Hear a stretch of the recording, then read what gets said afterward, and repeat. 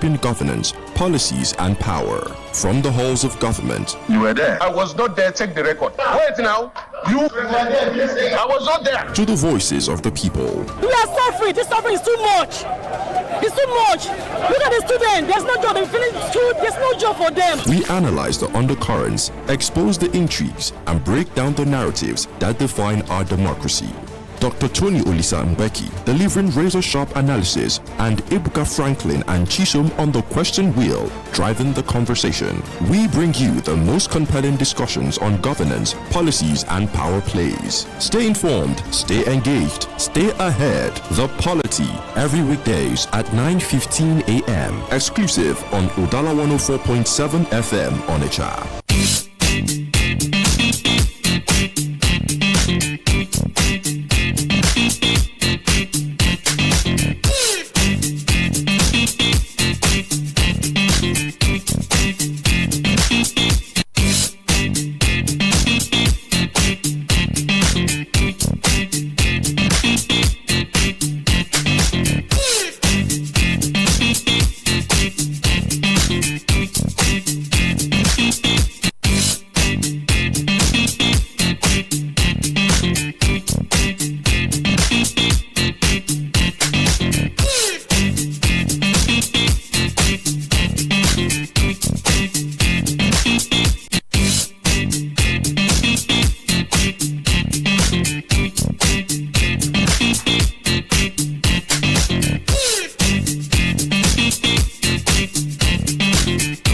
It's not unusual to see people at the Federal House of Assembly having squabbles. But what happened between Oshomole and Ndume yesterday brought a lot of heat back to that particular circle. Of course, I heard a couple of things that made me not necessarily shiver, but laugh. What do you know about the proceedings of the Senate? You are just an ordinary governor. Mr. Chairman, please protect me. So many hilarious things were said by both Oshomole and Ndume. And of course, that's still heating up the polity. People are still bantering on that, laughing at such statements and, such disgrace that comes with things like that happening where ambassadorial nominees were to be screened. But of course, some of the things that we also said about these nominees are things that we'd like to look at on today's edition of The Polity. Good morning to you and welcome. I am Chisom Chinedu. Franklin Ebuka is here. Good morning, Franklin. Good morning, Chisom, and good morning to everybody listening to us. Quite an interesting morning because apart from the banter we do have here, there were banters somewhere at the National Assembly when the screening for the nominees for ambassadorial positions came up yesterday. I saw how people sat down at that very committee of the foreign affairs, the likes of Ndume, Bamidele, Oshomole and co, and they took turns to ask them questions. But I will tell you something, because I took my time this very morning to watch some of the videos that came out from there. Apart from the videos of the altercation between Alain Ndume and Adams Oshomole, I saw the video of when many of the nominees were asked to introduce themselves before the Senate.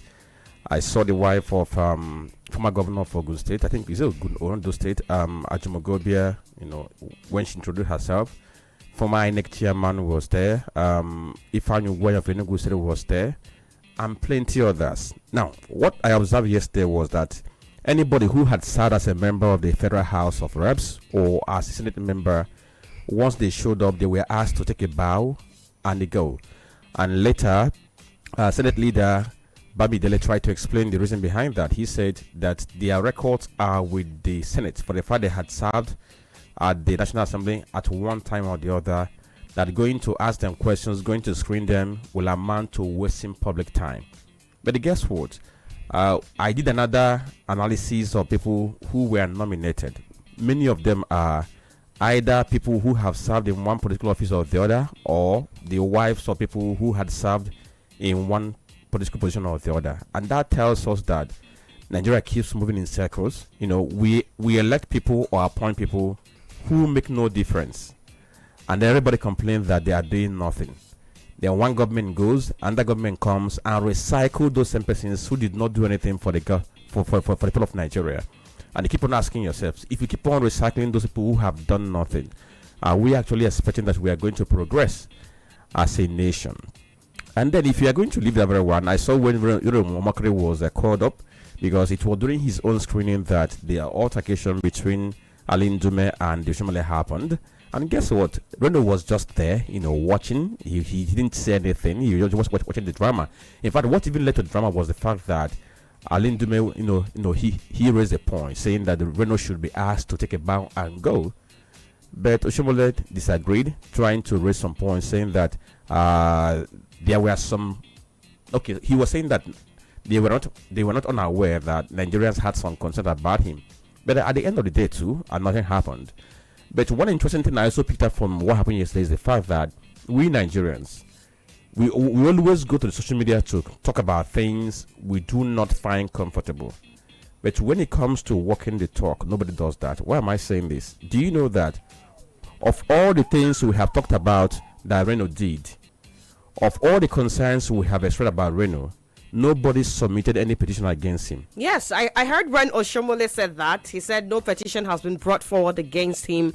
And his person is very versed. He's broad-minded. And so he would fly the flag of Nigeria high wherever he finds himself in the world. When he talks, other people from other countries are going to stop and listen. And the Reno himself, all this while that he got his nomination, he stopped being a table shaker. You noticed? I don't know what. Of course, he stopped being a table shaker, the so-called table shaker that every day he goes on social media and begins to drag P2B. All this while he has not been doing that. So I don't know whether he was just waiting. Oh, let me get my confirmation first before somebody tries to rope me into anything. But I don't know. All I know is that Reno is Reno, Reno is Reno, and Reno is Reno. So what? Interestingly, he has got an appointment that he had been working for. So if he's going to change now and become more focused, that's another kettle of fish. Or if he's going to continue on the trajectory we have known, that becomes of him. But all I know is that what Reno did or what he has been doing is what people who are cutting for attention do in Nigerian politics. Unfortunately for him, right? He has gotten the attention and the nomination. It's the thing in Nigeria. If you want to cut attention, either you become a circumstantial activist and begin to attack the government of the day, or your own, you begin to write articles, begin to portray yourself as somebody who is very patriotic about Nigeria. And before you know it, one person might recommend you for one thing or the other, and then you go to bed and continue to dine with those who die. Then Is that what happened with the Delta guy? Who are you talking about? Do you want to mention names? The one who got attention, eventually got appointments, resigned, went back to activism, and now kidnapper chasing and all of that. People I have known, their best way of getting attention. Okay, let me use my friend as an example. That's my friend, Oloka. Many people know him. You know Oloka? Chukwubikem. You know him? Mm-hmm. Do you know where he is now? Not exactly, but I know how much he courted that. So the thing is that you have to position yourself for you to be noticed when it comes to politics. And there are several ways to do that. Either you attack government of the day. As you are attacking, you are also trying to caucus, because you have to caucus too, meeting the right persons. And before you know it, you get a nod. Well, what you said is quite important, because it's one thing to attack if you don't have the caucus, and of course if you're not the bulletproof kind of person, you don't have the tough skin. When the government aides that come for you, the media minions. I know an activist that he speaks about the ills of governance, and he tells you that he won't waste time to even organize protests. And somehow he was subtly, trying to get under the skin of the government of Anambra State. But guess what? Now he has a pack where he manages, and everybody's now resting. So that has been our pattern. It's a shame. It's quite a shame, but that's what many people think that's the best way for them to get attention. It's only the technocrats who could be in their cocoon, and then somebody spots them and says, okay, this person has to work for the government. But it doesn't happen to them all the time. Then let me quickly talk about the issue of the high fare we are seeing in the aviation industry. Yes, I took my time to read what Dr. Biro Konkwo wrote. the man who owns United Airlines, and of course, he happens to be the chairman of the private airline operators. He said that why they are having hike in fares is because they pay too much tax. According to him, they have about 18 taxes that they pay to the federal government. And he's saying that if federal government can reduce number of taxes they pay, that it can help to influence the airfare to come down. But I have a concern about what he said, because if he said it's about taxes, these taxes, do they increase over time? Like, do they increase once the first period comes? Last year I traveled to Abuja for a training organized by Amnesty International. The flight ticket was 95,000 and the 110,000, depending if you're going to go by Air Peace or United Airlines. 95,000, 110,000 naira. No, between the last year and now, I haven't seen any significant increase in taxes they pay as airline operators. I haven't seen any significant improvements or change in the price of aviation fuel. But they tell you that the reason why they're having this very change because of the taxes they pay.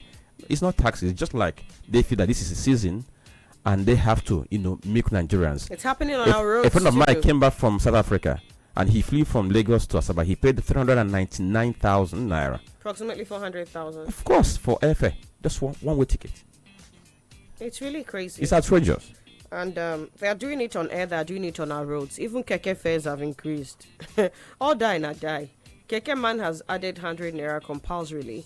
And when it gets to the rush hour in the evening, he takes it up to maybe 100% hike and all of that. These are the things we do to ourselves. And at the end of the day, we start to point at government officials. Yes, they're not doing what they are supposed to do. But you see, my mother would always say, but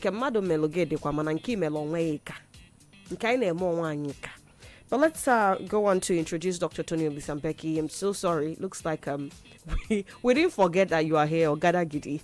Good morning. Good morning, Chisom. Good morning, Nigerians. Good morning, the good people of Southeast. Good morning in the Anambra. Good morning in the Onitsha. Good morning in Dosmo. Good morning, everyone under the reach of our voice. We're back in the sanctuary to look at some of the developing stories. There are quite a lot of things that have happened within the time being from yesterday till now, and they keep developing. We're going to look at some of these developing stories, how the stories affect us, how we are connected to these stories, what effects these stories have on us, and apart from that, the need for us to know what is going on in the polity, behind the same movement, who is doing what, and who is behind that. A lot you need to know. Welcome you once again, because this is a place to be for every political coverage. And we welcome you, and we thank God Almighty for His mercy, for His forgiveness. Every time we sin against God, He forgives us, and then we will learn forgiveness in this country as a pathway for national unity and development. You're welcome. All right, then we're going to tell you what the front pages of the papers say first before we start to dig into some of the stories highlighted. On our desk this morning, we have The Nation, Vanguard, The Punch, and The Guardian newspapers. On the front page of The Nation, the banner headline is Our Challenges Going into 2027 Polls by INEC Chair. That's Ampwetor speaking. He has decried low voter turnout, has canvassed upgrading of communications infrastructure on page 2. First Lady, let's identify with less privileged on page 3. Fani Kayode Mokri, Yakubu Gwanyi Bazu, others get Senate panels nod on page 3. Bayelsa Deputy Governor Erujakbo dies at 60. Really sad development. I heard he slumped. That's on page 37.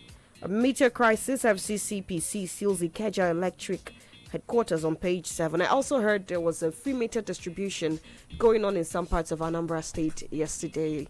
And I'd say it's commendable. But then, I think our people have gotten so used to rot in the system that even when things are done right, they don't trust it. So I saw comments on social media saying, get ready for 60K, 80K bills at the end of the month. And I was asking myself, what exactly is happening? How do we live like this? Meters are supposed to be the right thing. Why are people feeling unsafe with the right thing being done? Now, do you know why I laugh? The thing is this, and somebody who uses electric cooker to cook, somebody who uses a boiling ring, somebody who uses blender, and all those things that consume energy, the person will not like to be metered, because once you are metered, whatever you consume is going to be read. I know that there are some persons who live in an area where they get an estimated billing that they think is reasonable enough, and if they are going to be metered and they begin to use electricity and it begins to read, they won't find it very funny. I'll give an instance. I used to have a neighbor that there was a time we were paying 5,000 naira as our energy bill every month. You won't believe that, 5,000, and we were having constant supply. Then when our meter came, the day our meter came, that was the day she stopped putting on the bulb on our on our staircase, because she knew that whatever is put on is going to read. That was the day she stopped using her electric gas cooker and what have you not. So the thing is this: persons who are receiving reasonable estimated billing, they won't like to have meter. Those who know how to bypass, they won't like to have meter, because once they have the meter, everything will begin to read. So that's why they will have this very skepticism about having meter, because one thing about meter is this: you control your consumption. If you use it recklessly, of course, it reads. You pay recklessly. Exactly. So that's one thing about it. All right. Beside that story, Rivers lawmakers fought for Barra's claim on peace meeting on page 4.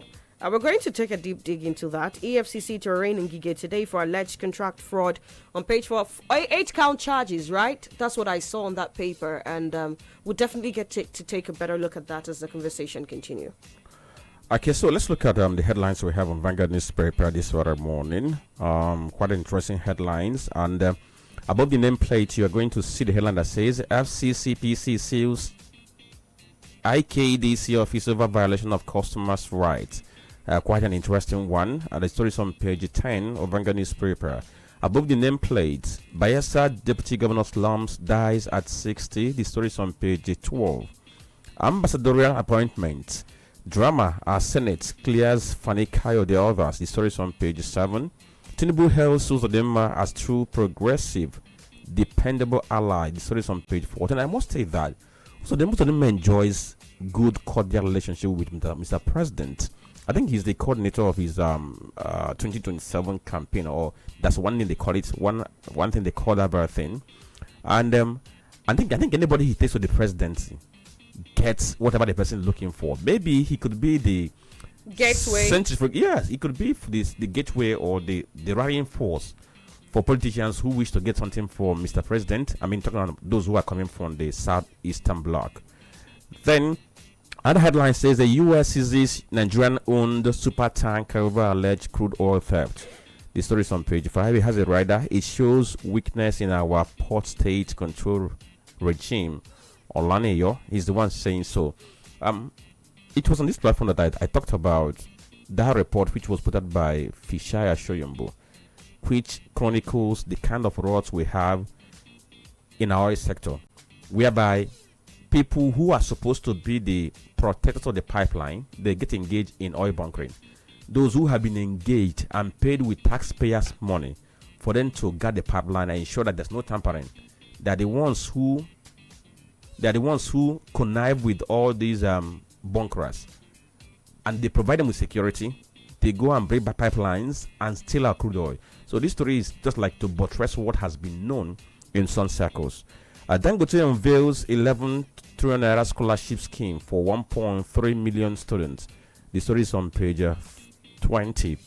I must say that Dangote and Tony Lumelo, for me, they stand out as persons who have understood what it means to empower people. Not this issue of going to buy keke, going to buy motorcycle, going to buy wheelbarrow and give people and say it's empowerment. No. Then Tinubu forwards 2026 to 2028 MTF FSP to Senate. The story is on page 9 of Vanguard newspaper. Then you see Mr. and Mrs. And that concludes the headlines we have on the front page of Vanguard newspaper. All right, then from the Vanguard, we go over to the Guardian newspaper.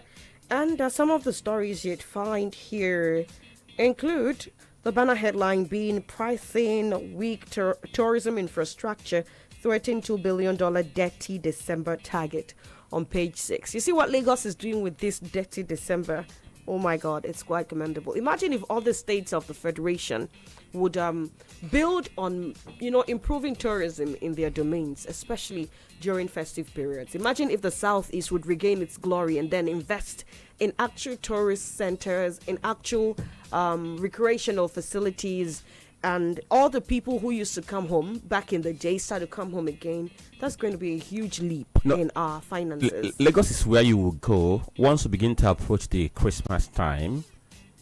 The environment will tell you. I tell you. And who does this very work? It's not Lagos State government, but corporate bodies who spend millions of naira to adorn the street with a good Christmas decoration, trees and what have you not, because the culture is there.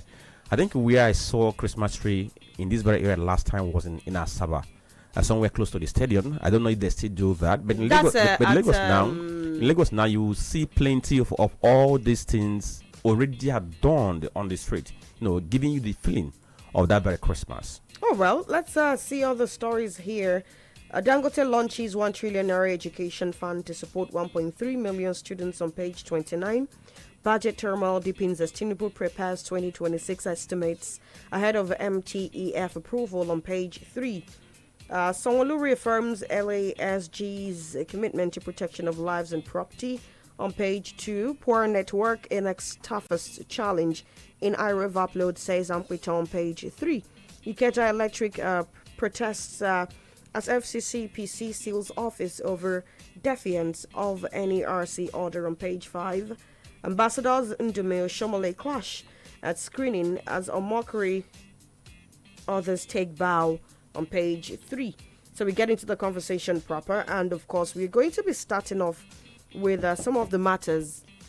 Oh, okay. All right, so we have a Punch newspaper. Beside the nameplate, the headline here says, Nigeria killings, U.S. officials prepare high-level briefing for Trump. The story is on page 29. Of course, Riley and Co., they finished their fact-finding, and then they're going to prepare brief for Mr. President. They came in on Sunday, and they've been in Benue State for all this while, doing some interactions. Insecurity, FG approves 94,000 new enlistments. The story is on page 2 of the Punch newspaper. It has a rider. Police said to take 50,000. Ministry fast-track 30,000 paramilitary enlistments. Army eyes 14,000 fresh soldiers. Experts weigh in. Okay. PSC just announced the commencement of the recruitment for police constables. Local refining booms, lashes petrol import by 6 trillion naira. The story is on page 19. Fubara pushing rivers toward fresh crisis, says speaker. Check page 2 of the front page of Punch newspaper. Insecurity, investment in surveillance paying off, says Sanwo-Olu. That's the governor of Lagos State. He has a picture story there. South governors, PDP mourned Bayelsa deputy governor's death. The story is on page 20. Ex-AGF Malami spends fortnight with EFCC. The story is on page 29. Onyola blames Tinubu for PDP crisis. Check page 29 of Punch newspaper. Then above the nameplate, we have the 3 headlines there. The first one says the EFCC arraigns ex-Labour Minister Ngige. The story is saying that it's going to happen today at the court in Abuja. The story is on page 26. LP rules out automatic ticket for B. The story is on page 7. Ambassadorial list. Oshomole Ndume lock horns over a Mockery's nomination. Check page 25 of the Punch newspaper. All right, now we're going to get into the conversation proper. And you mentioned that Malami has spent fortnight with the EFCC. And so let's take a look at the charge sheet. EFCC has charged Dr. Chris Ngige, the ex-Labour minister, on alleged fraud of 2.2 billion naira. Some of the things on this particular sheet include that, according to court documents, Ngige is facing an 8-count charge bordering on abuse of office and acceptance of gift from contractors of the Nigeria Social Insurance Trust Fund while serving as its supervising minister between September 2015 and May 2023. In the first count, EFCC alleged that Ngige used his position to confer an unfair advantage in Sazimo Nigeria Limited linked to an associate by approving 7 NSITF consultancy training and supply contracts worth about 3,366,470,920 naira 68 kobo. Okay. Also, in the second count, he was accused of awarding 8 contracts worth about 583 million to Zitacom Nigeria Limited, another company linked to his associate. So, Tony, I'm pretty sure that I'm not going to take time to start reading them one after the other. But when all of these things were put out yesterday, were you surprised? And of course, what do you expect going forward from this particular case? It is what it is, in the sense that it is political. And just as so many people have observed, they have noted that it is political, because I was able to read the charge sheet, and what I could see was he had influence on this, he influenced this, and the people they mentioned, as far as that contracts are concerned, these people were said to be connected to him, but they didn't tell us how are they connected to Ngige, because if you say that somebody is connected to someone, you must be able to prove the connection or how the person is connected. Because if you look around, amongst all these charges preferred against Ngige, all these contracts that if you look at the one where we are told that he used his position to confer an unfair advantage upon Sezimo Nigerian Limited, a firm allegedly linked to his associate. What kind of association does he have with Ezebinwa Amarachupuchas? You have to prove it. He said linked to his associate. Is it a business associate or a political associate or religious associate or traditional associate? What kind of associate? That was not actually mentioned. And then you also say that he conferred undue advantage. In what way? Was there no bidding? Was the tender board not involved? Was there no approval? I mean, if you look at these things, they are very imaginary. They are very imaginary. I studied the charge sheet. All I could observe is political, statements being made in any of those cheats. If you look around, it was on record that Ngige met P2B when his convoy was attacked. P2B's convoy, I think Ngige's convoy was attacked and around Nobimbo. We talked about it. The next thing, P2B paid him a solidarity visit at his home. And that meeting lasted several hours. And it was reported everywhere on National Daily that P2B and Ngige had a meeting that lasted for many hours. So you think this is vendetta? Immediately after the meeting, this came, but we are told that the investigation has started before now. That's what we are meant to understand. But if investigation has started before now, long before now, the meeting could be the trigger for immediate prosecution and arraignment. I think that's the political aspect of it. Because if you look at the charge sheet, it is empty. For me, I don't want to preempt anything. You did not define the kind of associate he has with the people involved, and you did not also define how he conferred the undue advantage. Because once every process passes through procurement process, as we have in 2007 Procurement Act, and then tender board getting involved, what is the undue advantage? Yes, we know very well that those in public services, we tell their friends and their privies, do this, do that, so that you can get this. And once they do that, there is a tender board. There is a procurement process. Is it always adhered to, Tony? It is a question of whether it was adhered or not. It is not a question of whether it was adhered or not. It is a question of if there is any infringement, you spot it. In the process, they are not spotting any infringement on the contract award. No, sorry, give me a second, Tony. I asked that question because you said there is a tender board, there is a procedure, which is understood. There is supposed to be a procedure, but I asked the question, is it always adhered to? Because you are trying to insinuate that this is vendetta. And I'm asking, ordinarily, if these things are always being adhered to, it's a different case. But knowing how things are done in this climb, it's a question, not an assertion of what is obvious, because these things are not always adhered to. So there could be loopholes. However, we are not being told exactly where these loopholes are coming from, which I understand from what you're trying to say. But, saying that there is a tender board, that's correct. I ask again, is it always being adhered to, all of the procedures before contracts are awarded, to close gaps like what Ngige has been accused of? I think at the federal level is mostly adhered to. is mostly adhered to. I can't say at the state levels, but then at the federal level, I know they are step by step, because definitely there will be needs assessment and procurement planning. There will be preparation of bidding documents, and there will be advertisement and invitation to bid, and also there will be submission of bids. There will be evaluation of bids, and there will be approval and award. Because definitely, when it comes to approval, you find out that the media department and parastatals, tender board and accounting officer, they do the approval. And then because if it is a low value contract, approval is done by either the ministry, department, or parastatals, tenders board and accounting officer. But if the contract is of high value, it is submitted to BPP for no objection, then to FEC for final approval. The Federal Executive Council goes on to approve it, or even NCPP in theory. But the truth remains that the contracts we are told here, they are just minor contracts, which the Ministry of Labour and Employment Tender Board goes on to do the approval. So the truth remains, just like I told you, it is approved. It cannot even, because if such a money is committed to the ministry for some of these things, it is also the ministry's accounting officer that does the release of funds. But the truth remains that they did not disclose that if this property, just you ask a question, was it followed? We are talking about a case now. There's no way a contract to be awarded at the federal level without this process being followed. Okay. That is one. And secondly, if you look at the charge sheet, he conferred undue advantage. They did not disclose the nature of due advantage he conferred on those people, because there was a tender board that sat on some of these biddings by different organizations and all that. Definitely he may have influence on some of these things, there's no doubt.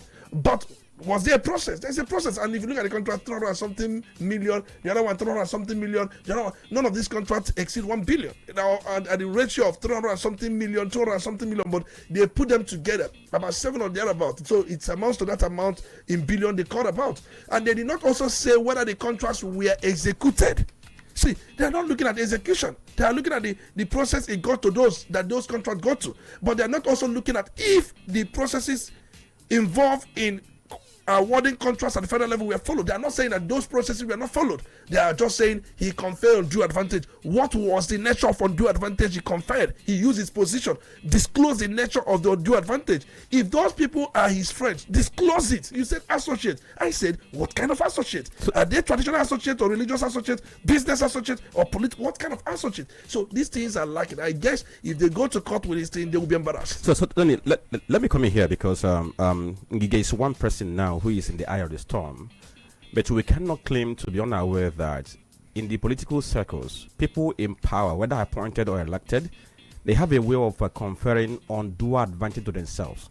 Many of them use different phony names to open different kinds of companies and their bank accounts, and they fund people who represent them. We can't claim to be unaware of this. This thing happens, and we can't claim to be unaware that people in power have a way of conferring undue advantage to themselves by using people who are related to them to run different kinds of maybe consultancy services or different kinds of contract. These things, they happen in every sphere, whether at the federal level or at the state level.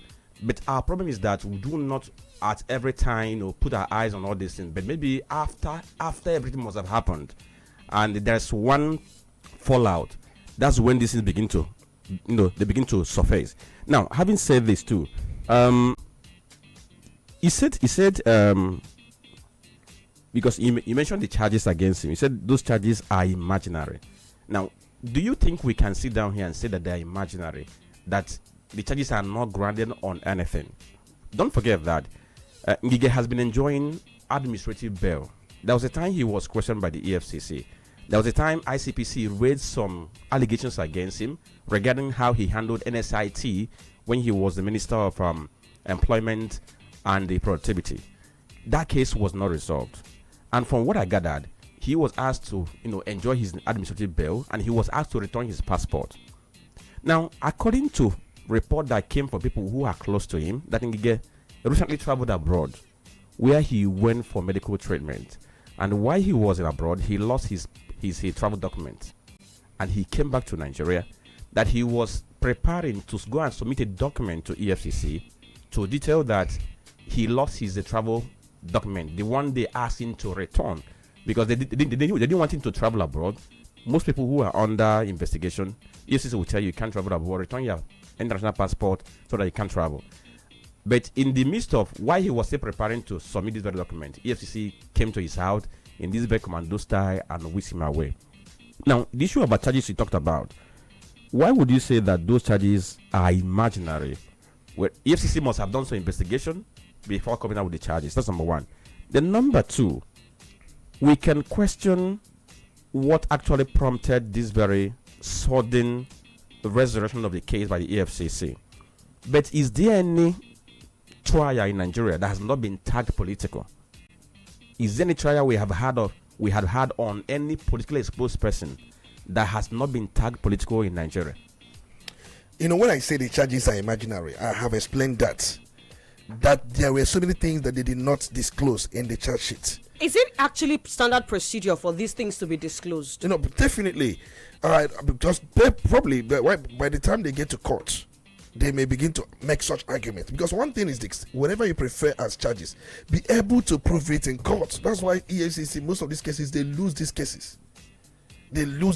Because you're going to call witnesses, you're going to call people that will prove your point, because you must prove whatever you have preferred against him beyond reasonable doubt. There's no doubt it's political. No, we're not talking about that, but we are talking about the merit or the meat of what was preferred against him. And when I said it's imaginary, so you said somebody's associate. What kind of associate? I thought even in the church they would have said those people, Amarachi, Ezebinwa, his political associate. Then you go on to prove how he's political associate. But Tony, that is not what is to be contained in charge sheet. It's when they go to court that is going to be proven. No, I said it won't be on charge sheet. Hold on. What is done in the court is to prove what you have on the charge sheet. That's what I'm saying. In the charge sheet, you don't expect EFCC to go in this charge sheet and begin to explain how they are linked. No, not explain. It's not going to be that very way. Listen very well. You didn't get the point I made. You didn't get it at all. I think you are distracted with something. No, I'm not. Tony, don't say that, Tony. Don't say that. No, you can't say. Let me don't say that. I'm not distracted. What did I say? You said you were expecting them to prove how the person is linked to him. But that's not what I said. No, what I'm saying is not what I said. Tony, hold on. That's not what I said. Tony, hold on. You don't expect EFCC to come to the channel and say this is a brother. But I didn't say that. I'm telling you. I'm trying to explain what you said. No. You can't explain what I said. Tony, give me a second, gentlemen. Give me a second. I think interpretations are being made here, and clarity is all that we seek. Let me explain what I said. All right. Let me explain what I said. I said here that in the charge sheet there were disclosures that were not made. Why? That's what I'm saying. Hold on. Hold on, first. Franklin, hold on. There were disclosures that were not made. And I said what is done in the court is to prove some of the things you preferred at the charge sheet. I didn't say you will prove it at the charge sheet. And by proving it, those are the disclosures you now take to the court and not in the charge sheet. Not in the charge sheet. You prove those in the court. Proving is done in the court. Charge sheet contains the charge itself. And that's what they just written. No, you said associate. That's what I'm telling you. Hold on. How the annihilator is not going to be in the charge sheet. When they go to court, they not can say to his political, and you prove the political in court. But you can disclose in court that the associate involved is political. What you go in the court to do is to prove the political. You prove it, not proving it on the charge sheet. One thing is this: we must understand how this is the work. name of the person is mentioned in the charge sheet. So when they get to court, that's when they're going to prove how they are related. If you look at Nnamdi Kanu's case, everything you have on the charge sheet is what they did not abridge anything. Okay, if they did not, they will tell you that at so hold on. They will tell you at so time and at so day. If you look at the charge sheet, they will say between 2015 and 2023. But charge sheet, most times, if you look at them, that's why I said most of these things are imaginary. Tony, if you look at, you didn't see this charge sheet. You are reading what is contained on newspaper. All right, I'll just pull up the charge sheets. Please. Pull up. No, hold on, Chisom. Let me pull up. The sheet you are reading, is it the charge sheet itself or what is reported by? Not reported.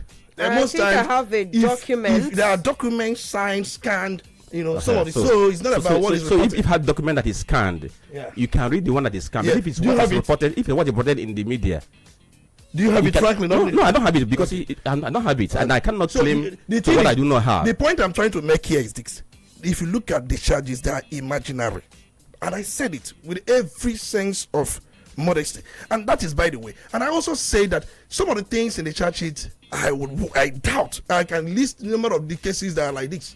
And they ended up being jamboree. Remember, public funds should be committed in trying this case. And another thing I did say also, which is important, I don't want to look at the political nature of the charges, because we know very well that during Buhari time there were many ministers, I think, and all that. So, but if you look at the contract that I said, exactly that Ngige cannot have, and he couldn't have, be the tender board of the Ministry of Labor and Employment. He couldn't have. And I questioned that some of these people raising these charges, did they also, one, look at, okay, the money involved in this contract, was there execution? Or was it just like the one in Enugu state government complained about one company that he was asked to come and build homes for it, and at the end of the day, they didn't see the home, they didn't see anything. That is one. And the second, like I said, did they, for the process of the award of this contract, I'm not saying that in game is a sense he couldn't have done anything. In fact, I'm not saying where it was said that he failed to do this or he failed to do that, but the process through which these contracts were awarded, there is no fault against it. So you must prove, that's what I'm saying. All right. They must prove the undue advantage it confer. You say that, yes, and I agree that we cannot claim to be unaware that in so many parts of this country that these politicians, they raise prosy companies. There's no doubt. But once it's discovered that you have a prosy company or a company you have interest in, it will be flagged down and you'll be prosecuted for it, because against the law, you shall not have any company that you have interest in, but they do it in a way that it becomes difficult to trace. I'm not saying that they don't do it, they do it. But the truth is that you must be able, because going to court means that you have every evidence. All right, fingers crossed. So let's see what is proven in court. Let me answer something now, because now, for me, because the way I look at all these things is this: whether it's political or not, go to the court and prove yourself. And whether it's coming 7 years after it was alleged, go to court, prove your innocence. Then those who are also alleging, go there and prove that you have something credible that you have brought against this very person. Because for me, you see, this is issue of corruption. Like Tony, I disagree with you when you talk about whether it was executed. The issue of corruption is not about whether the person executed it. We have a system in Nigeria where we have some laws. There's a law about corrupt practices and other related offenses Act of 2000. Now, as a public office holder, you are not expected to use your office to confer any undue advantage to yourself. If you do that, it's a criminal offense. And another thing is this: if you have a contract that you need to award, the process matters.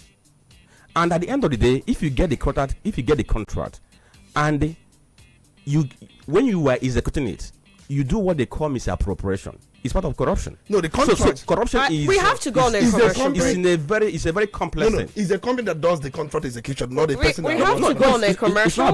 Gentlemen, you as a public office holder, if you award a contract in a way that raises some questions, you cannot be extricated. No, definitely you cannot. But the point remains that the process, the laws are there. So spot the infringement, state it out and prove it. We have to go on a commercial, but I'd also like to know that Ngige's team has made it known that his arrest is not new. He's actually been on this case for quite some time now, and he has been on administrative bail prior to this particular arrest. So people insinuating that he was arrested because he and Obi had a meeting, I'm pretty sure that's not the case. This case has been ongoing. He's been on administrative. It's just a continuation of what has been. A trigger. Something could be a trigger. There are so many people that are on administrative bail, but once one thing happens politically, the trigger comes. Of course, that is your opinion. Let's take a break now, gentlemen. You're listening to Udala Radio 104.7 FM. Seriously authentic. When the city sleeps, the river remembers.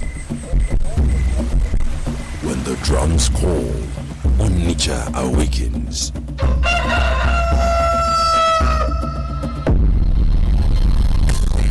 This December, the call grows louder as Udala Radio joins forces with the Golibe Festival 2025. From December 26th to New Year's Day, the heartbeat of the East comes alive. Music, laughter, art, culture, and the unstoppable joy of homecoming.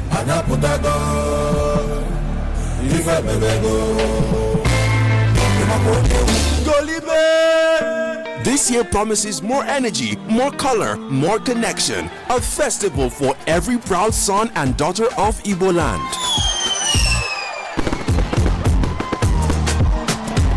Stay tuned to Udala Radio, your front row seat to the celebration that never fades. Golibe Festival 2025. Exclusive media support by Udala Radio.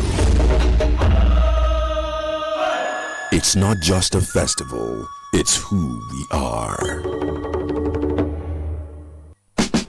Your investment is just one drop. On its own, it can only do so much. Now, imagine a million more drops. This is the power of First Asset Money Market Fund and First Asset Dollar Fund. They pool your money with others to create a powerful flow, giving you access to great earning opportunities. Call 0201-889-4444 now to start with 5,000 Naira, $100 or more. Let us build wealth together. The First Asset Money Market Fund and First Asset Dollar Fund are registered with the Securities and Exchange Commission, Nigeria. Please read the prospectus and where in doubt, consult your investment advisor, stockbroker, fund or portfolio manager, accountant, banker, solicitor, or any other professional advisor for guidance before subscribing. Nepa don't take light again. Wetin I fit do? Every day fuel don cost. How person wan take survive? I go cook soup today, tomorrow e go sour. My people, why you dey stress when the sun dey your head for free? Switch to the affordable solar energy wey Wascana Solar Company dey give small businesses and homes across Naija, whether na barbing salon o, restaurant o, supermarket o, or your 2 or 3 bedroom apartment. Wascana Solar get correct durable solar wey go serve you wella. No more NEPA wahala, no more expensive fuel. Let the sun power your business and home for free. And no forget o, solar fans, solar lights, everything dey available. Call Wascana Solar now for 0806-374-2374. I repeat am, 0806-374-2374, or send email to wascanasolar@gmail.com. Visit their office near Olive Relief after Marble Hill School Junction, Okpanam Road, Asaba, or Classic Line Zone 2, A4 Electrical Dealers International Market, Obosi. Wascana Solar, Okunube.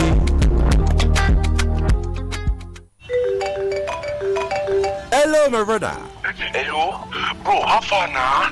They waiting this up now. Now my tenants, they won't finish me. They don't pay rent. Wahala every day. Nobody when you get supposed to give me joy. You don't wahala. Yeah, my brother, you need to upgrade to A sharply. Guy, another agent I beg, I don't want. Agent that they are wahala on 5 and 6. Sure, you never try Asoja Assets now. The best firm in property management. See, since I carry my houses, give them. Nah, so I they enjoy peace of mind like this. Them they handle rent collection, tenant screening, maintenance, everything. I just they relax, they watch my investment, they grow like this. You know me now? You mean I pay avoid all these shifting with tenants? Now, correct. Asoja Assets go manage all your property worries. Them they professional, transparent, and reliable. My friend, will you get out? Now see finish the cost of this nonsense. No worry. Asoja Assets they come. Una go soon hear out. Why stress when Aswich Assets will run am for you? For property management, tenant services, and real estate solutions, call Aswich Assets today on 0904-0422-240 or 0906-8205-058, or visit our office at number 8 Niger Drive, GRA Onitsha, Anambra State. Forget cho from house agents and trust the experts at Aswich Assets for your peace of mind. Aswich Assets, managing property, multiplying value.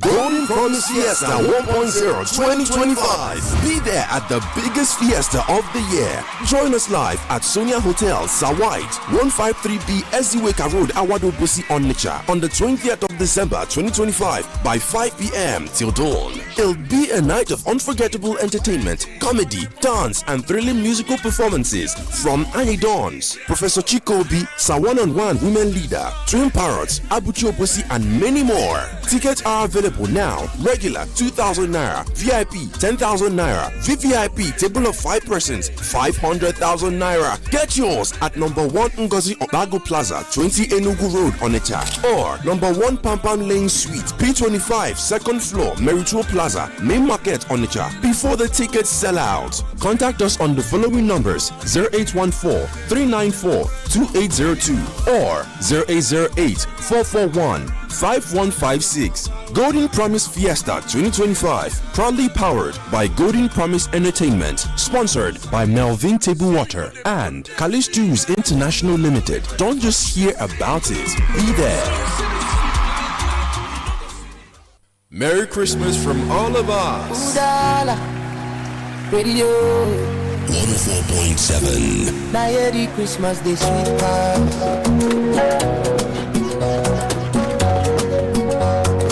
Let's go. Bells they ring for the street tonight. Children they dance on the Christmas light. Mama they cook jollof, aroma they rise. Yeah. For they smile, joyfully miles. No no they for body love they warm. Afro be breathing happiness don't come. Oh, from Onitsha city to every home. Now say liberty shine food is on. It's a Udala Christmas. Oh, oh. Everybody gather make we jollof. It's a Udala Christmas. Oh, oh. Turn up the music, make it go. Udala. Christmas day sweet for Udala Radio. Udala. Your number one vibes everywhere you go. Light up the tree, let it shine. Let it shine. Love for the season, make we share. Make we bind. From morning to night. Udala, hold you tight. Now Christmas magic, pure delight. Udala, Udala. Christmas day sweet, oh. Udala, Udala. Feel the beat, oh. From all of us at Udala Radio. Merry Christmas. Merry Christmas, ya wetalanye angole no bioto. Merry Christmas and a Happy New Year from all of us at Udala Radio 104.7 FM, the voice of the region. Udala Radio 104.7 FM. You're listening to the Polity. Get involved now.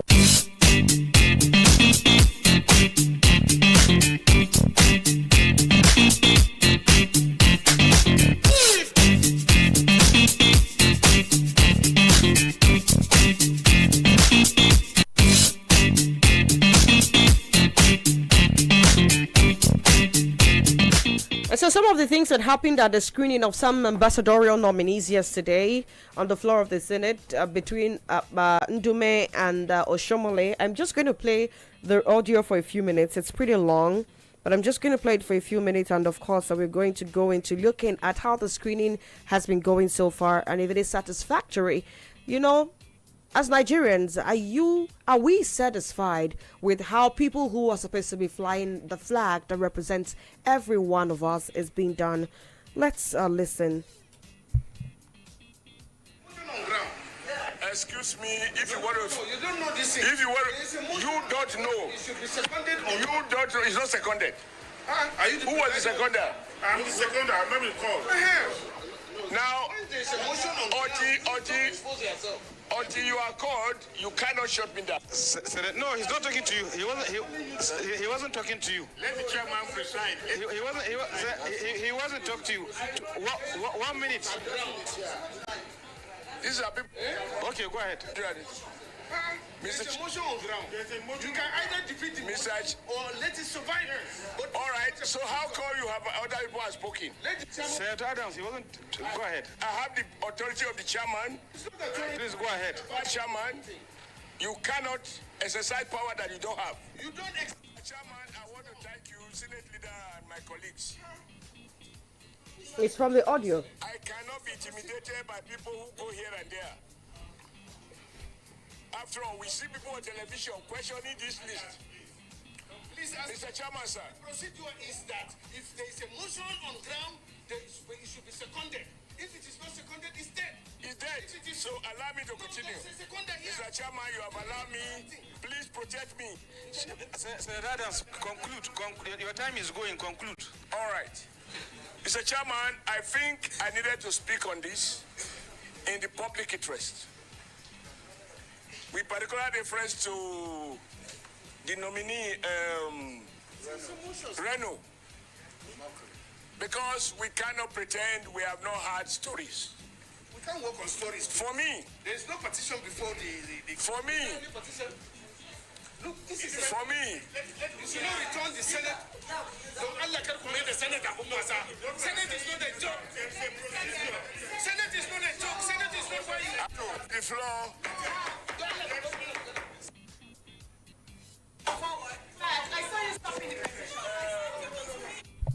I'm just going to let it go at this point. There are some inconsistencies with the sound system and all of that. Not from my end, though, from the recording originally put out. But of course, two things that we have pointed out yesterday is the fact that there are statements on social media. People are talking, but there are no petitions. And I'd really need to find out why we are all talk and no action. Because what has been happening, not just with this particular ambassadorial list, but has been happening before now, is Nigerians are discontent about something. There are channels through which Nigerians can actually work towards stopping that thing from happening. But we seem not to take those channels. Look at what's happening with the ambassadorial nominees, for instance. You could petition some of these people if you think they are not fitting to fly the flag of the country. But no petitions, Tony. And of course, I know you'd like to also address that show of shame at the floor of the Senate yesterday. Looking at those two things, why are people not petitioning? A lot of people have said we're not content with this man being out there representing us. Why are they not going through the right channel? Why are they not doing anything? Why people are not petitioning is because they know nothing will come out of it. Their petition would be good for a trash can. But it's at least be on record. What about those that have cases with EFCC, active cases? Is that not, in fact, that is even more a big petition than the one you are thinking of having. It's on record. I think if you look at Ayodele Oke, remember Ayodele Oke and his wife, Folachode, they were declared wanted by EFCC in March 2019 over the $2 billion National Intelligence Agency arms procurement scandal. He was the Director General of National Intelligence Agency. They allegedly failed to account for funds meant for covert operations. They went missing. The couple, they went missing. They became fugitive. He was nominated. In fact, for some of us who have been thinking where the former NIA director, where and the wife, because both of them left the country. Now, all of a sudden, they came back with EFCC making public declaration, say anybody who knows where their whereabouts should contact the agency. But they were screened yesterday. Was in fact what was before EFCC over that scandal? Was it not a big petition? Apart from that, I'm aware. Apart from the fact that Fani Kayode, who was also screened yesterday, as I'm aware, there is still ongoing money laundering trial against him over diversion of 4.6 billion in ecological funds. Remember, he was accused of receiving about 26 million from the former National Security Advisor without rendering the account. In fact, the case which involved his co-defendant, I think Danjuma Yusuf, was adjourned to January 26, 2026. That case is still on. Is that case not a petition enough? But he was screened. Yes, in fact, he was asked to take a bow. So, if you ask why Nigeria is not petitioning, some of these people with cases in court, active cases going on, these cases, are they not enough petition? But see, they are just trying to, as we know, when you are known for bow and go, you are waiting for petitions from Nigeria. You think that petition could stop anybody? No petition stops anybody. President Tinubu has nominated, even if their person, for whatever reason, is still at the verge of being convicted. Once the president steps in and then nomination for this thing, these people will do the bidding. In fact, if you look at what happened yesterday, you said I should address it. Between Adams Oshomole and Adin Dube, they were on the same page. Absolutely. Just that one person wanted it in a hurry. The other person wanted it in a more detailed way. Oshomole wanted it to be detailed. Adin Dube wanted it in a hurry. They all want Rain or Mockery to be screened, in fact, to take a bow. Dube would have loved it. Take a bow and go. Oshomole was saying, no, let's not do this, take a bow and go. We know we will screen him, but let's entertain questions and see if those questions have anything. But in fact, if you look at when the chairman of that very screening committee said, those are against say nay, nobody shouted. And in fact, when he put it to Oshomole, do you want Reno Mokori to be screened or to pass the screen? He said yes. So they were on the same page yesterday. So they were not against each other. And Oshomole wanted to buttress the fact that Mr. President has been so magnanimous, judging by what Reno Mokori said against him. He couldn't call the President Tinubu drug baron, drug law, that was way back. And they went on to, do so many high profile indicting statements against Ndibo. Reno has said quite a lot against Ndibo. In fact, he has any problem in Nigeria, Reno Mokori will say Igbos are the cause. Any problem. Is such a person fitting to carry the flag of a nation? He's not. Somebody who is a tribal bigot, somebody who has shown divisiveness, is trying to remind people their wound. So he has been praising the Southwesterners, saying that look at them, Omoluabi culture, they respect people, they bow down before, they respect others. That's why they are the most progressive in this country, the most educated, the most this, the most that. What are you? Why are you trying to put two ethnic groups at clash? Why? What game would it give you? And you call yourself a table checker. What it means that you keep checking every table. So you check the tables that make Nigerians to stand, to fall, so that you become a ambassador. So Tony, if you look around, these things are there. The records are there. So you have confirmed, just like most Nigerians, that the people are not, satisfying to be in those positions. And we've also pointed out that most of them, they either get the attention of the government, they have been in previous governments, or they have spouses who have been in previous governments, or even fathers. I recall a former governor's daughter is on the list and all of that. Yeah. Now, I'd like to know the impact of choosing such people on the country's image. Give it till the end of this administration, in a year to 4 or 6 years. This crop of people, are they going to help salvage what is left of already battered image? I don't know if they will help salvage anything. What we saw, as far as that list is concerned, I wouldn't say all the nominees there, but I will say about 80% of those who are on that very list is political moraboyism. That's what we saw. And I'm not going to blame Mr. President, because he has the prerogative to decide. The Constitution has given him the prerogative. That Constitution that says you should appoint ambassadorial nominee. Why didn't the same Constitution give guidelines saying that you must have been seen to have done this or done, so people can go to court and challenge if that person has no such quality? Would you really blame the Constitution or the person who is the implementer at a given time for lacking clear ideologies? I'll tell you why I asked that question. Now, the Constitution says you can appoint, but it is now on your lap to decide the crop of people you want to appoint. Yeah. I understand political reward system that we have paid so dearly for over the years, but with things being the way they are at the moment, the president saying he's here to give Nigeria a new face, the renewed hope, going the way that other administrations have been going, does that not in any way speak more about him than about the Constitution that he is implementing? See, one thing about a man is that a man changes, or changes. Let me use biblical language. That's why they will tell you God is unchangeable. A man changes. What that means that what he's seeing in the morning may not be what he's seeing in the afternoon, but the ability to remain consistent also speaks more about your integrity. We're not talking about those who occupy the office. We are talking about the office. Anybody can occupy the office. And anybody can do something because of political convenience or because of political this or political that.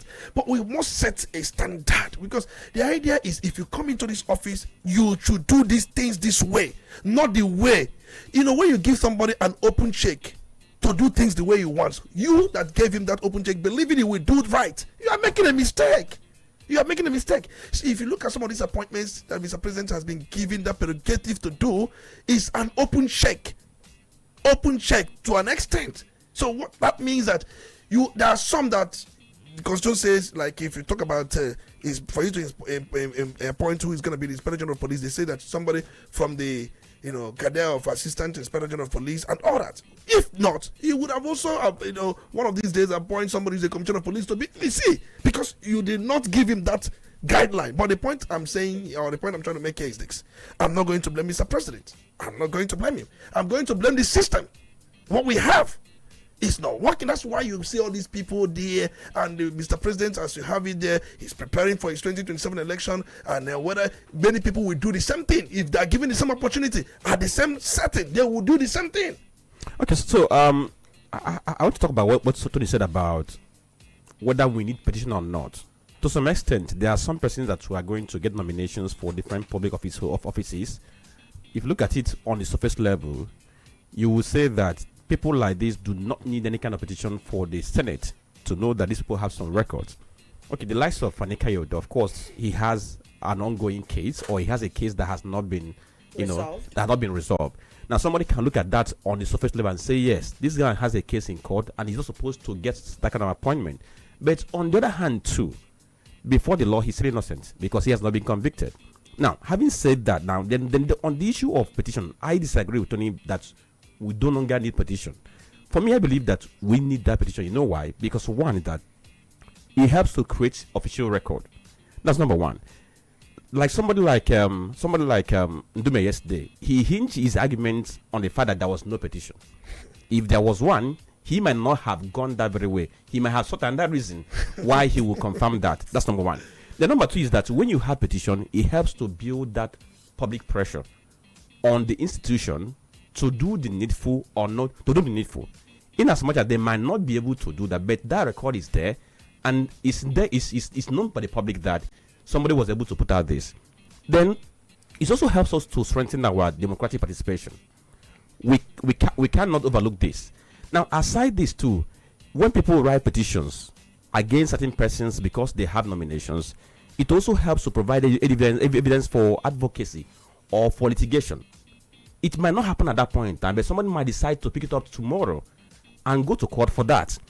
It also helps us to compare the past and the future when it comes to the behavior of the lawmakers who have been elected. Now, I'm not going to bore with some of these very things. Then I'm going to cite some cases where people have been either convicted, people have been probed based on the fact that people wrote petition. Now, we have cases where some judges have been dismissed because people wrote petition to the NJC. If there was no petition, NJC would not have acted on anything. We have some police officers who have been dismissed from the service because people wrote petition and the PSC acted on that. We also have tell me petition written to Mr. President. No, not institution. Written to Mr. President. I'll come to that. Okay. The likes of Abdul Rashid Meina, the pension tax force person, people wrote petition. And what happened? And that was why he was probed. And he was convicted. Now, you look at the case of Babachi Lawal. People wrote petition to the Senate. You look at the case of NDDC probe in 2020. People wrote petition. And it was acted upon. What about Ganduje? What about Ganduje? You look at Ganduje. I'm coming to that. You have listed enough. Now list those that for petitions were written and nothing happened. Hold on. But then for one that was acted on, you should give us enough confidence to do more. Let me give you an instance. The petition he's talking about, I must be very fair. I didn't say we didn't need petition. I'm saying the ones Nigerians have written, we've not seen anything coming out of it. I didn't say we don't read the petition, but the ones already written. Now he's just saying that we have made anything, Mr. President. So on this issue, if you have written petition, just like you said, it could be for public records. There's no doubt. Apart from the facts, let me tell you. Let's assume that there were 10 petitions against Reno, written against Remo, as an instance. Okay, and people who wrote it have gone ahead of time to put it out there in the public that we have to petition against the very person. Signatures. Let's now see how the Senate is going to act. Now, if they decide to ignore it, it's on record that it's been there. Somebody might pick it up tomorrow. But that's what I'm telling you. Do you know that Senate most times go into executive section, close those sections to do things, and then nobody will come in there and they will resolve these things. We understand let me give you this thing. Hold on. Let me say this thing. He has listed petitions that were acted upon. Let me also let you know the ones not acted upon.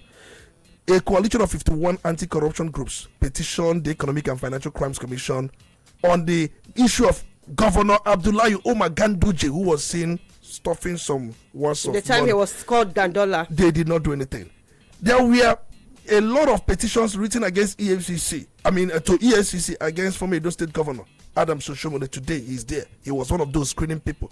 There were petitions over alleged siphoning of Edo State coffers by one Edo Akubwe movement. They petitioned EFCC complaining that nothing. I can tell you that there were petitions written to most of these agencies. The issue, the fact remains that if you write petition for record purposes, fine and good. I'm not saying we need those things, at least to build democracy. But the point remains that once Mr. President is interested in everything, even in the judiciary, is as good as done.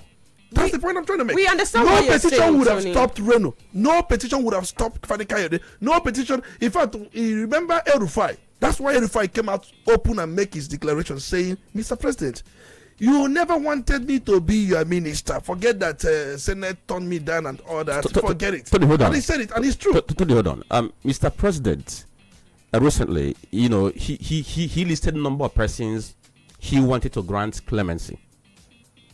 Some people were listed for pardon, and people cried out, saying some persons on the list were not deserving to get that. There was a change, right? There was no petition, but cried out. No, I'm saying there was no petition, but it's people expressing resentment that this is not good. Mr. President retracted. Some corrections were made. What I'm telling you is, if we all rest, and go to bed, say, oh, it's going to be business as usual. We keep on going down, and we cannot make any progress. I think the best way. Well, what I'm saying in a sense is, we know the fact that some of these petitions, some of them are going to be ignored, but that should not tell us. I'll give you an answer with INEC. The man who was wrecked in, I think, Adamawa State. He was prosecuted because people wrote petition. Now look at the progress we have made when it comes to our election. Incremental. The likes of Yega Africa and CSOs who come under situation room, years after election, they keep on submitting memoranda on things we need to do to improve elections. EU keeps doing that. Some of them are implemented, some not are implemented. But you cannot tell me that the way we were in 1999 is the way we are in 2025. What I'm saying in essence is, these things are there. Some of them are going to be ignored, but that should not stop Nigeria from doing what it's supposed to do, because that's the only way we can put them under check. Remember, when we talk about people coming out to vote, you must restore confidence in the electoral system. Otherwise, people will not come out to vote. There's no preaching. See, you don't preach a blind man that there is no, you can tell a blind man there is no meat or whatever, but you can't tell him there is no salt. The point I'm trying to make here is this. We've seen a culture here, and that culture we must not by petition. We must come back to status quo and look at our laws. The Constitution, which is the major problem we have in this country. I'm talking about Constitution giving Mr. President an open check to make appointment of anybody with questionable character. Why don't we check that law as against writing petition? Petition for me is hold on. After thought. How can we now put these lawmakers under check? Okay. If we all relax, they are going to do their usual. Let me give an instance. If we are serious in this very country and we begin to do what we're supposed to do, let's assume that there are petitions against Reno, for instance, and they are there before the Senate, and my lawmaker, who is a member of the Senate Committee on Foreign Affairs, goes ahead, ignores it, and gives approval. If we are serious, by the time he comes to our constituency. Based on that petition, that's what we're going to use to engage him and ask him questions. So was in the public domain. I wish this thing. And you chose. What I'm telling you is what you're supposed to do to get it right. I need to go on a commercial. I need to go on a commercial. People are getting results. And number of the government is not doing digital. It's not putting budget on the internet now because he just wanted to do that. People engineered it. No. I think there is always anybody can say people engineered it. Let me make a conclusion on this. The truth remains that if you talk about what somebody did at the Senate being used to engage his coming back, I have not seen it to work anywhere in Nigeria since 1999. What's supposed to be for us to engage them, because they are doing what they're doing because we are docile. Apart from us being docile, I think that we must look at the major problem. Let's forget the effects of the problem. You want us to be treating effects, and I want us to treat the major problem. Once you get the major problem solved, the effects will be something else, they would diesel, they would just disappear. I'm not concerned about what is that. What is that the major problem? See, the issue here is this. We are talking about, I just cited an example where we give Mr. President an open check to make any appointment and now start writing petition who moral ground and all that. No, it shouldn't be so. That should be a book that spells out who the kind of person based on profile, based on record, based on achievement, spell out. If we look at our law and says, oh, we can challenge in court. So let's start challenging. Tony, for the laws I know. For the laws I know, let's even start 1999 Constitution. They said INEC chairman must be somebody of impeccable character. Yeah. Full of integrity. Of course. The laws have spelled out what is supposed to be. But the human factor in us is what is delaying everything. People who are the implementers are the ones who are dealing with us. And because they know that. What about ambassadors? What the law say about ambassadors? They know that we can do this and get away. Tell me what the law say about the kind of person that will be appointed as ambassador. And they go ahead. I'm talking about an INEC chairman. I'm talking about they go ahead doing all these things. What did the law say about the kind of ambassadors we should have? Now, what the law say about the kind of ministers we should have? Tony, for every political appointment. Let's be real. For every political appointment. The law envisages that you are going to appoint people who can deliver on the job. We keep envisaging, and our future keeps envisaging. I'm telling you what the law says. Okay, at this point, I'd round up on this matter. With this kind Thank you, Tony. Thank you, Tony. We cannot. The law has said what it has said, and at the end of the day, the persons who implement the law will take a bulk of the blame. Look at our judiciary. It is supposed to be their simple responsibility to know that any sane nation would only put out only its best to flag its flag, or to have its flag or hold up its flag internationally. So it is at the purview of the president to do what is best for the nation. Also, I asked you that question about petitions because I believe that 1,000 drops of water would eventually make the mighty ocean. It would come in one drop at a time eventually. But if the people would stop talking too much, on the keypad, at homes, at bare joints and all of that, if we actually swing into action, maybe someday these petitions will start being looked at. Maybe not very looked at and considered at the moment, but maybe just someday. In sane nations, the moment people protest or even make petitions, sane leaders even resign. Are we sane? But unfortunately, the opposite is the case here. Are we sane here? Are the people sane here? You said in the sane nation. Are we sane? 30 seconds. Tony said Nigerians are not sane. I said, are we? I didn't say Nigerians. Okay. Are we? Okay. So if you go to section 171, that gives the president powers to make some appointments, you will see where they talked about people who are going to be appointed as ambassadors. It says that the person must be a Nigerian. Okay.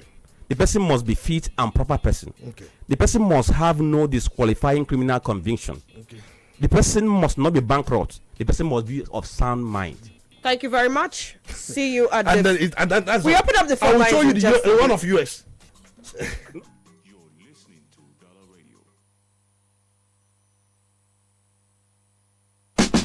Your investment is just one drop. Seriously. On its own, it can only do so much. Now, imagine a million more drops.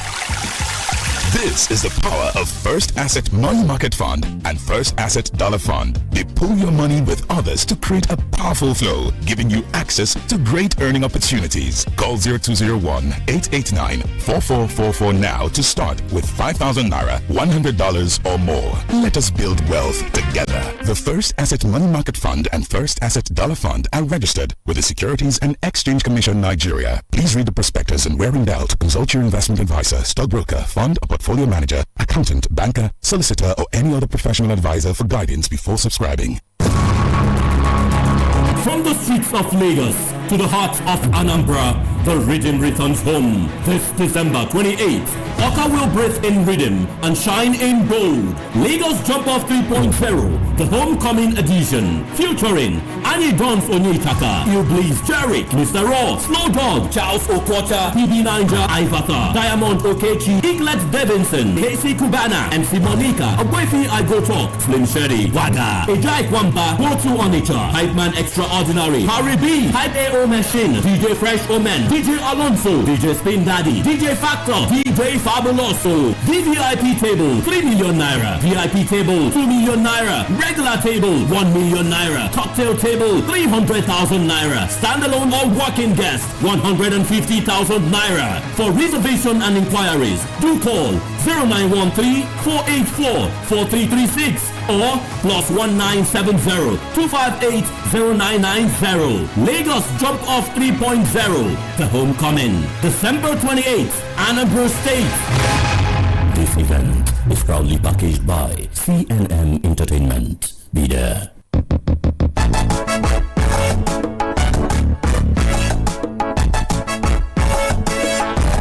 When you think of roofing, think of strength. When you think of durability, think of beauty. And when you think of all three combined, think Best Aluminium MFG Limited. At Best Aluminium, we don't just manufacture roofing sheets. We create protection, comfort, and style for your home and business. Whether you're building from scratch or repairing an old roof, we have exactly what you need. Our products include stone-coated roofing sheets, aluminum roofing sheets, and colored roofing sheets. But that's not all. We also offer residential and commercial roofing services, roof repairs, gutters, emergency roofing services, and even durable cookwares that bring quality to your kitchen. Visit us today at 30/32 Anyika Street, Awada Obosi, Anambra State, or call us right now on 0806-416-2374 or 0706-059-6203. With Best Aluminium, you're investing in peace of mind, in beauty, and in the future of your home. Because when it comes to roofing, the best choice is always Best Aluminium MFG Limited. Tomorrow's technology today.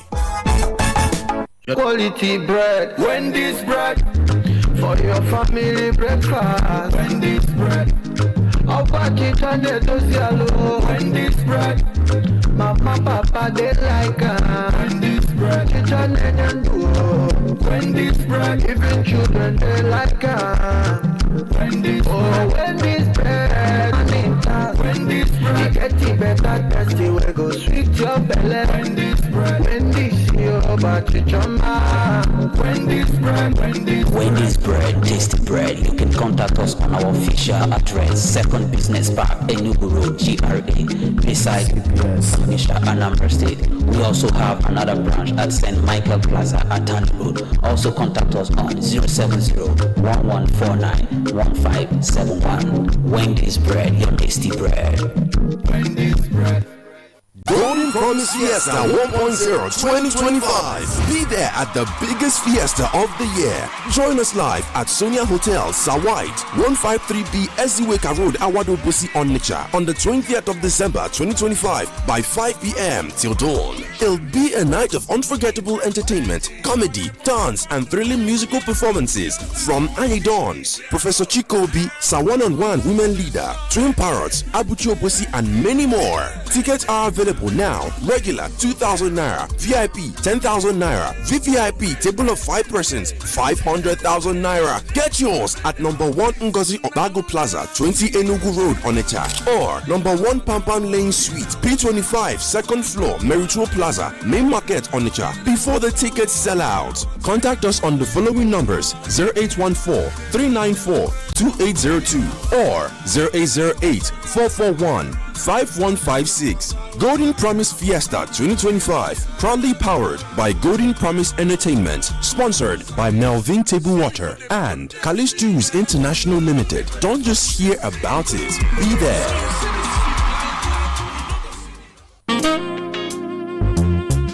The Professional Locksmith Association, Anambra State Chapter, ya bụ ndị niile na-eme ihe ọbụla gbasalụ key ma ị na-akpụ akpụ, ị na-alụ alụ, ị na-etinye etinye, a na-akpọ gị oku na ọgbakọ dị oke mkpa nke ndị otu a bụ ebe a ga-anọ wee kpaa ka ya bụ ngalaba nke si wee gaa n'iru wee siwanye ike ya nakwazi uto nke ya bụ ọrụ aka n'ime steeti a. Ọ ga-abụ ụbọchị ụka abalị 14 nke ọnwa Disemba afọ 2025 n'elekere 11 nke etiti ụbọchị kpọmkwem ebe ọ ga-adị mepụ na Niger Heritage Hotel Ọmaba, Onitsha. Biko ga-abakwarụ ka ị nọrọ na ime ya bụ ọgbakọ a na-akpọ oku ya maka na ọ chụpụrụ onwe ya n'ụgbọ asịkwana na ụgbọ elotaghị ya. Ọ bụrụkwazịa na ọ nwere ife ịchọ ka akọwara gị karịa, kwa akara ekwentị 0810 102 9000 08101029000. Ndị binyela aka n'ọkwa bụ Peter C. Nwude bụ onye Public Relations Officer nke otu a, yana Engineer C.N. Kenechukwu,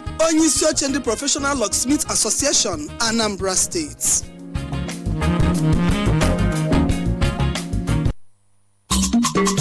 You're listening to Udala Radio 104.7 FM.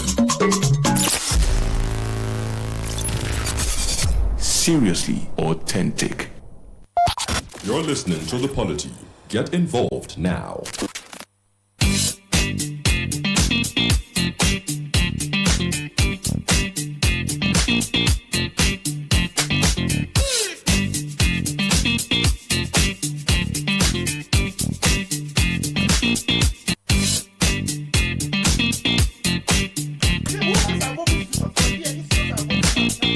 Zero 0803-221-6973, 0803-827-6694. My studio is about to crash.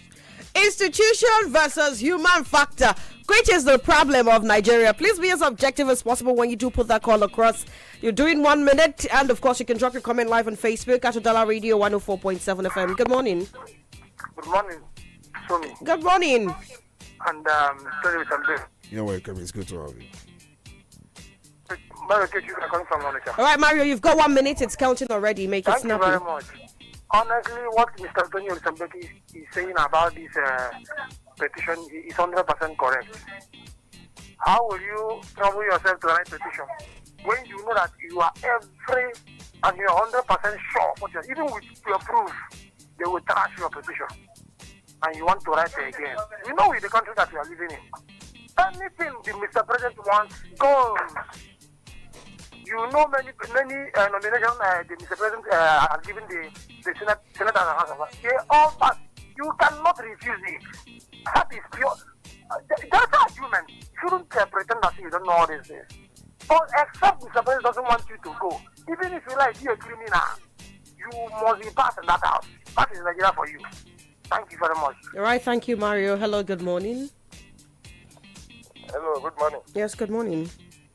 This is Sunday calling from me. Go ahead, Sunday. The nomination is politically. Confirmation politically. And the appointment are going to be politically also. Everything in Nigeria has been politicized. Whatever we want, judiciary, legislator, executive, anything they want to do, they must politicize it. And that is the problem we are having. To me, those senators, all of them need the ticket of second chance. It's in their mind. Or whoever disagrees, they will deny him the ticket within their party, especially in election. So please, let's face governance instead of this politics. And I don't blame them. I blame people. None of us, we are all those that. If I thought we are politically conscious, all of us wake up in any state and stand up and even join the system and make sure we reform it. All these people will run away. But in as much as we are not coming, they will do whatever they want to do. Thank you. Good morning. Hello, good morning. Yes, good morning. This is Kamara. Go ahead, please. Yes, and Kamara is calling from Fegi. I want to just react on this nominee, this ambassadorial nominee that the president has made. I want to say that the president is planning for 2027 because he knew that all these men are the men that will fight him if he didn't invite them to their to his alliance, to political this thing. So, and also this trial of Ndidi, I want to say something, is because Ndidi has shown that he's not supporting this present administration. That's why they are fighting him. If Ndidi join them now, you will see that all these things they are saying, they will just lose interest of it. But because Ndidi have said it for a long time, when that we remember in 2023, that general election, he came out and said that he will not support that his party, but he will support anyone his mind has asked him to support. So, and they knew that he is not supporting this present administration. That's why they are fighting him. I want to say that all these our EFCC people and all these things, they are just doing whatever they are doing. Their case is just political. That is what they are doing. Good morning. Good morning. Hello there. Good morning. Good morning. Honorable Udala Mayor, Okutukume, JP, Okulola, Otundo, now Umwezoneka Uran. Let me start by saying that I support what Tony was saying when he was arguing that when you say that somebody is an associate to somebody, you will say that he's business associate or political associate or education associate. You mentioned the way he associates with the person. Then when it goes to court, I want to tell you, I didn't think that the judiciary of Nigeria is working the way it's supposed to be. When they use this point to struck that case out, I'm telling you the truth. In overseas, if you don't be definite on what they are saying, their case does not put anyone. But I quite disagree with Olisa Mbeki when he says that he did not blame Tinubu, that the situation in Nigeria has warranted that things go the way it is doing, therefore he is following that way. No. What did Tinubu tell us? Change. He told us that he is going to change Nigeria and fight for betterment of Nigeria. Then now, if he is now following the narrative, what makes him different from what has been happening? So I like to disagree with Tony Olisa. Let me come back to explain what he meant by that. All right, thank you. Your time is totally up. Let's hear what you have to say. Please, let's stick to the 1 minute. 0803-221-6973. Hello, good morning. Yeah, good morning, Chisom. Dr. Tony Olisa Mbeki and Franklin. Good morning to you all. You're welcome. It's good to have you. Yeah, Chidi joining you from Bo. Yes, let me start with that in his trial. Just to show him that he's no longer with them. So if you are not with us, you are against us. That is what they want to tell him. Because after his tenure, just like being silent and not singing the praises of the present administration, and they have shown him that they are not comfortable for that. And also the enemy, a friend of my enemy is my enemy, and the enemy of my enemy is my friend. That is what they want to tell. Moving along with the dinner, they are not comfortable with that, and that is what they want to show him. So he has to come back if he wants to this, on the safe side. He has to return and start singing the praises of the present administration, whether they are doing right or not. Briefly on the issue of that man, the screening of that man, you see that a private bigot like him, I don't know whether he's going there to protect his tribe or to stand for Nigeria as the mouthpiece of Nigeria, protecting the right of every Nigerian. You should be rounding off. Not people that hate us. You see the kind of hatred, even the children was not spared. The performance of children from the southeast, he made a comment, a very ugly comment against that, and you have to give such position to such a man. All right, thank you very much, Chidi Chukuma. Let's take one more call before heading to Facebook. Hello, good morning. Yes, good morning. You have 1 minute. You can hear me now. We can hear you. You have 1 minute. Please go ahead. Sorry, good morning, my lady. Good morning. Mr. Franklin, please. And then, Ogridada. You're welcome. You see, when we are confronted with this kind of contagious, poisonous atmosphere we have in Nigeria, one does not like, but they're confused, and you won't know when to share the truth or the lie or whatever. We have a problem in our country. That is number one, and it is terribly contagious and poisonous. When we are in a bizarre atmosphere of a political docility. These out-of-recall politicians have killed our politics in our country. We must take cognizance of that. No matter where they are coming from. We must know lie is lie, thief is thief, cheat is cheat. Nigerians are good people. We are not all bad people. Of course, our docility is there. But who do you complain to? Who do you complain to? know, but then be that as it means. Something has to give. Indeed, in some African countries, Ghana is just by the side here, and some other countries, tearing us in the face, and these small countries coming up with good and no coup. They are coming up. But I must tell you, something has to give. And your mockeries, Oshomale, and the rest must pay their price. Providence has a way of doing these things. I know I've been in this terrain for quite some time. Have yourself a wonderful day. Don't worry about these people. They will pay. All right, thank you. Let's head over to Facebook now.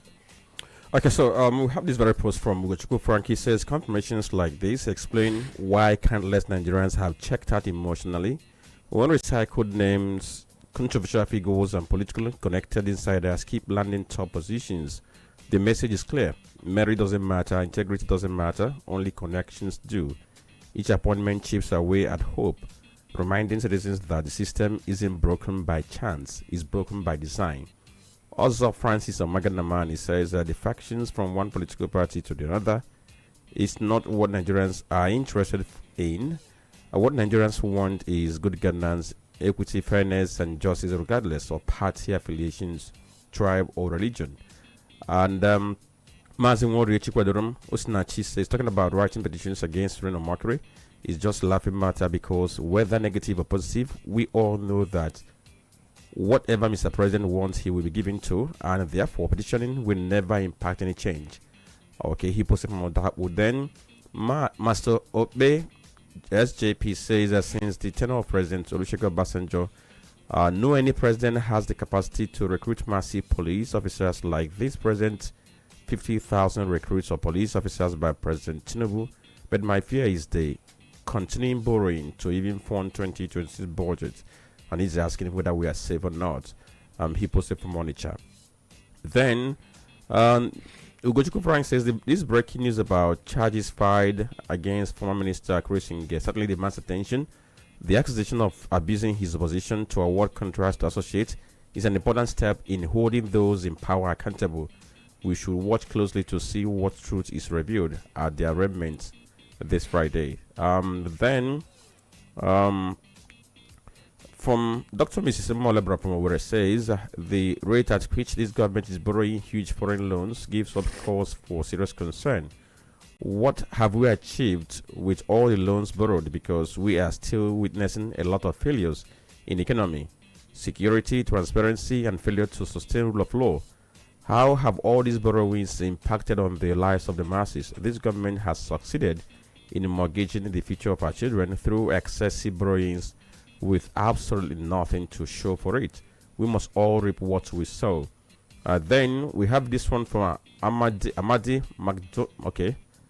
McDon Mike. I think that should be your name, from Fegonija. He says what Mr. President is doing is political rewards. Reno Mockery is not qualified to be on that list. And then Chukwemeka Anthony.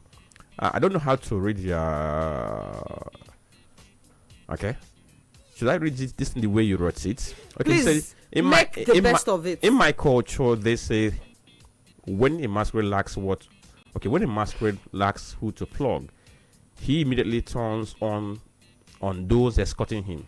Okay, so when Tony accused a House of Assembly member representing Yamelum constituency of taking drugs, you all kept quiet. Today he has told Franklin he's distracted on something, and Franklin is beginning to stammer, and I never said anything. Very soon he will accuse you guys of taking drugs too. Oh my goodness, this guy. Comic relief anyway. Are we done with the comments now? Yes. You know, when the statement about Bernard, it didn't come from here. There were allegations, out there on the media. Statements were made, please. You didn't hear it first from Udala Radio. Maybe you have heard it mentioned, but those allegations were out there. Ours is to report back to you, right? Yeah. Tony, a lot has been said. So many persons are saying, oh, well, the institutions that we work with here have no integrity. And so, unfortunately, the system cannot work any better than it is at the moment. What are your final thoughts? I think someone asked the questions. When I say that Mr. President, I don't blame him. I blame the system that gives him so much power. So the person said, Tony, I want to understand. I disagree with you, but I want to understand why you said you will not blame Mr. President. Mr. President has immunity. He can kill and nothing happens. He's an individual. He has immunity. In US, President Trump has no criminal immunity, according to the Supreme Court judgment versus Trump and the state. When you allow your state governors to be emperors, they have immunity of anything while they serve in power. In US, no governor has immunity. The president has no immunity. I want me to blame Mr. President? I will not. Go and remove those immunity clauses. The constitution is the problem. Where the governor, the president can declare state of emergency in any state. In US, Trump cannot declare state of emergency in Nebraska, in California, he cannot. States have their independent powers when it comes to emergencies. See, when I say the constitution is the problem, you people do not understand me. President Tinubu, enjoy it while it lasts. We give you all the powers, all the glory, all the honors and adoration. Enjoy it. If you want to be serious in this country, let's go back to that document. Giving a man, a mortal, such overriding power. He can commit anything and goes away with it while in power. And you want me to come here and start looking at the ones that will write petition? I will not. Let's go back to that document. It's a big problem. Going back to that document is one thing that unfortunately we are not ready to do, because the people who are supposed to implement let him enjoy it all while of these things are also enjoying these immunities. It's really unfortunate. Thank you, Johnny, for your analysis today and the week. By the way, tomorrow you'll be here on Crossfire again and talking Nigeria. Franklin, your final thoughts. Take our Nigerian constitution, give it to the US government. They will make the best out of it. Then take the American constitution, bring it to Nigeria. They will mess it up, because the people who are operating that, they will always find a loophole to exploit. Now, on the issue of petition, like I will tell Nigerians, I refuse to be among everybody. I refuse to be the usual. Why am I saying this? Because I will just give you one example. In Anambra State, everybody relaxed about gender-based violence. And some persons came together, courtesy of ROLAC. ROLAC got funding from EU and said, this issue of gender-based violence, we cannot just sit idly and lament all the time. Let's start something. And they got the Ministry of Justice into it, got some NGOs into it. As I'm speaking to you today, they have 135 cases already entered of people who have got persons violated. Now, let me shock you. If people who are involved in these very things, if they tell you the kind of disappointment they have gotten, in some cases they will get on some cases. Police will police will just disappoint. Or some persons who are high profile will just make a call and say, let's leave this. Or some persons would even chicken out. Exactly. But you know what? They have continued to push, because once you relax, the impunity will keep on increasing. What I'm saying, in essence, we cannot just say because these people are like that and relax. We must be doing something. You might submit like 5 petitions, get a result on 1. That should not mean that we should just sit down. Say, okay, Melebezen. Once we get to the point of Melebezen, then we are finished. All right, so we do not lose hope as Nigerians. We keep doing our best to see if we can, or not if we can, someday would get the Nigeria we desire, but we have to keep putting in the work consistently, no matter how far the results seem. Thank you, Franklin, for being here today. The Polity is going to make a return on Monday, and of course 9:15 down to 11 a.m. It is a festive period, a lot of madness on the roads. Please do not be a nuisance. Do your best to help in making sure that our roads are safe, not just for yourself, but for other commuters using the roads at the same time as yourself. I'll see you at 12:25 on the Cherry Box. I am Chisom Chinedu. Good morning to you. You're listening to Udala Radio, 104.7 FM.